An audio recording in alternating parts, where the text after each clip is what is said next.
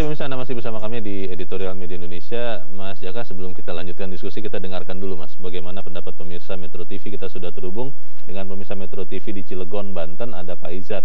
Pak Izar, selamat pagi. Selamat pagi Pak Leo, Pak Jaka. Selamat pagi Pak Izar. Bagaimana Pak masukan dari Anda nih untuk bagaimana setelah vaksinasi langsung tatap muka atau seperti apa menurut Anda Pak Izar? Ya oke, kebetulan saya senang sekali topik kita hari ini mengenai ini ya. Karena saya juga sebenarnya saya tenaga pendidik juga. Ya. Oh. Jadi ya saya juga nyambi-nyambi jadi dosen juga. Jadi tahulah kira-kira ya. Iya Pak. Ya begini ya, udah hampir 1 tahun 2 semester ini saya tidak pernah bertemu dengan mahasiswa ya. Jadi pengalaman saya bahwa memang sistem belajar jarak jauh ini kurang efektif lah ya. Kita kan kalau belajar itu kan harus melihat orang itu apa fokus atau tidak, mereka memperhatikan kita. Kalau tidak tatap muka ini kita tidak tahu. Bahkan kadang-kadang saya coba ngetes mereka yang sudah nyambung itu, adik bisa dipanggil atau tidak. Banyak yang nggak bisa, berarti nggak fokus mereka kan. Ya, begitu di absen mereka nggak ada gitu ya kan, jadi nggak fokus mereka. Jadi saya sangat setuju berbicara mengenai vaksin. Saya kira memang dunia pendidikan itu harus masuk dalam prioritas gitu ya.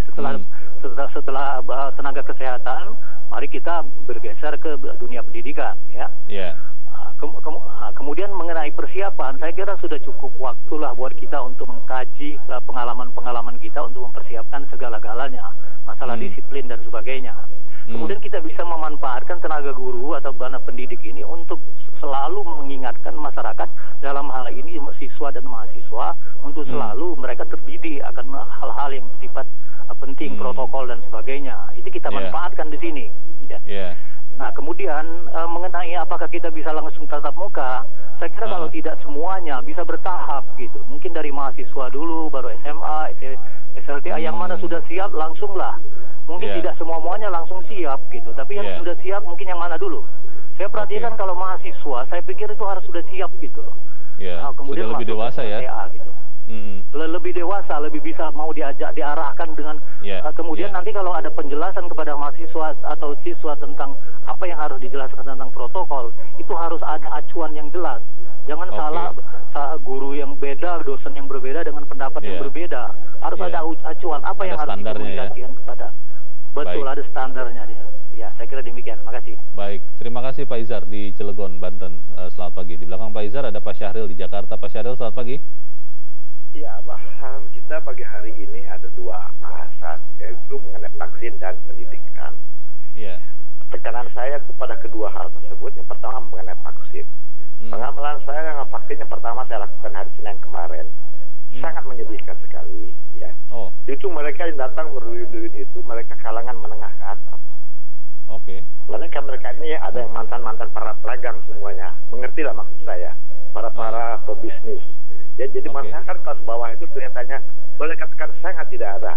Ya mungkin ada beberapa gelintir. 90% itu mereka itu adalah kalangan pedagang-pedagang, bekas pedagang, mantan pedagang. Ya setelah tahun lalu mereka usaha-usaha di bidang itu.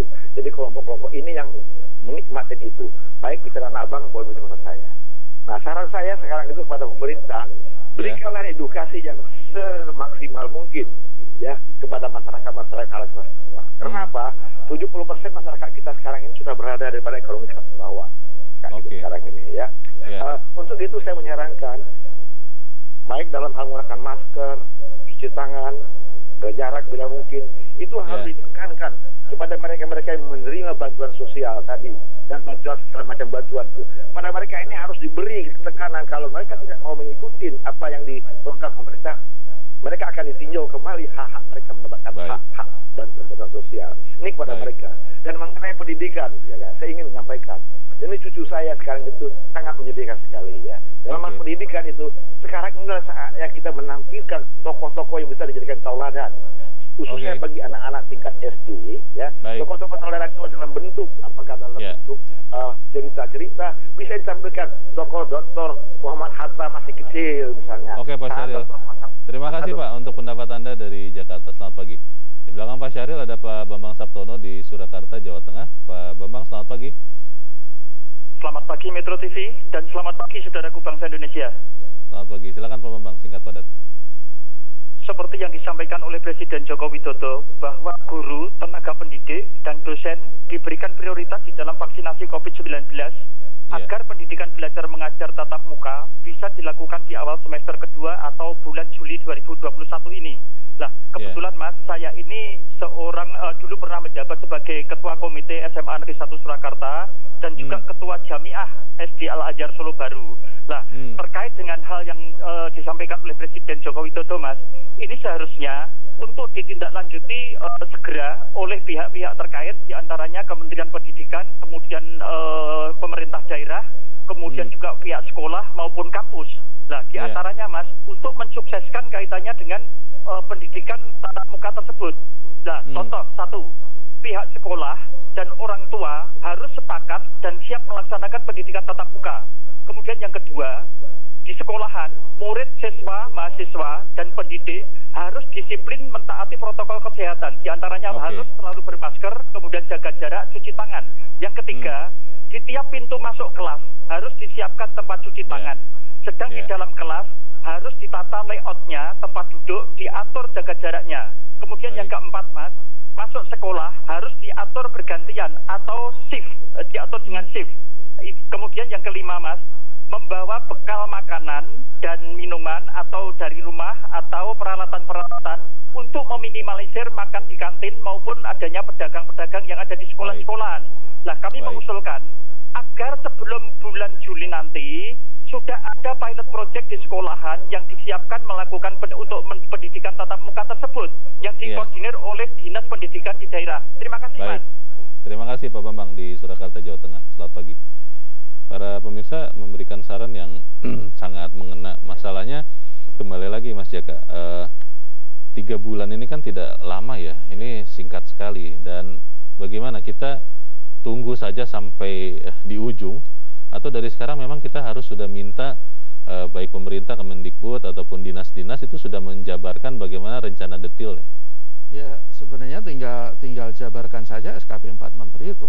Kan sudah ada dan sudah dilaksanakan di beberapa daerah. Tinggal bagaimana pemerintah pusat maupun pemerintah daerah itu melakukan evaluasi pelaksanaan di sejumlah daerah. Apa yang kurang, apa yang sudah sesuai dengan guidance dan segala macam, itu bisa jadi pilot project. Jadi sebenarnya tidak terlalu waktunya masih cukup ya, karena sudah ada contoh sepertinya. Dan salah satu yang digariskan dalam SKB 4 Menteri kan salah satunya kan pelaksanaan pembelajaran tatap muka kan bertahap, tidak serentak. Dan saya pikir itu harus tetap masih relevan untuk dilaksanakan nanti meskipun para pendidik sudah divaksinasi. Karena kalau kita serentak, saya meragukan semuanya sudah siap. Umpamanya PAUD sama TK misalnya. Apakah iya kita bisa betul-betul mendisiplinkan anak-anak yang masih suka bermain itu untuk mematuhi protokol kesehatan. Dan itu di SKB 4 Menteri juga tidak masuk ranah yang diutamakan untuk pembelajaran tatap muka. Harapannya sih dari sekarang sampai ke nanti bulan Juni atau Juli kita sudah tahu detailnya ya. Tapi kembali lagi pertanyaannya, itu bisa dilakukan tidak? Kita harus jeda dahulu.